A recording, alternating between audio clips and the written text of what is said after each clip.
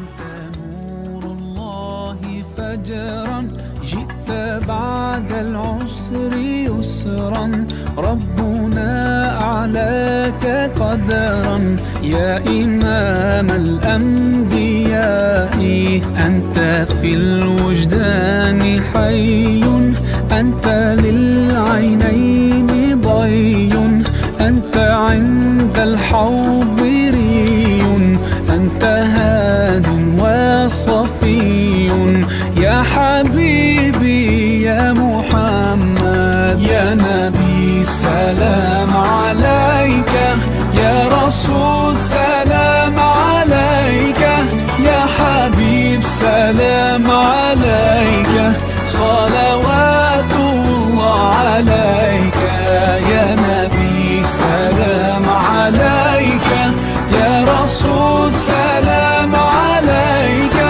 يا حبيب سلام عليك صلوات الله عليك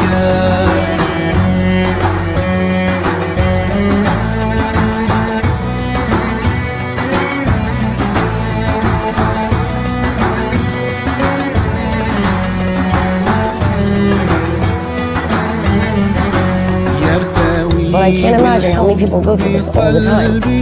And that made me feel like an outsider. So I understand why, the Turkish people are upset because they live in a very beautiful place. And I understand why women that were husbands are looked at differently. Because I felt like that. So when the woman, when I was in Antep, she put that into my phone, I felt really honored because of that. Because she went out of her own way to allow me to be part of her culture. And she didn't have to do that. I was a stranger to her. And I merely said I really liked the color of her headscarf, and she gave it to me. And maybe she only has two, and she gave me one. There's more to that story than first. And I said, you know what, because this woman took the time to give me this and a part of herself, not even knowing, I'm not taking it off.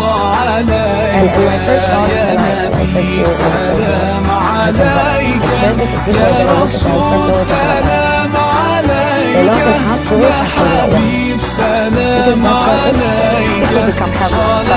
And it should. It should. It should be headlines. It's okay. Because in Turkey you have a free will as a woman if you want to or you don't want to. That's why it's amazing here. You can choose what you want and it's accepted.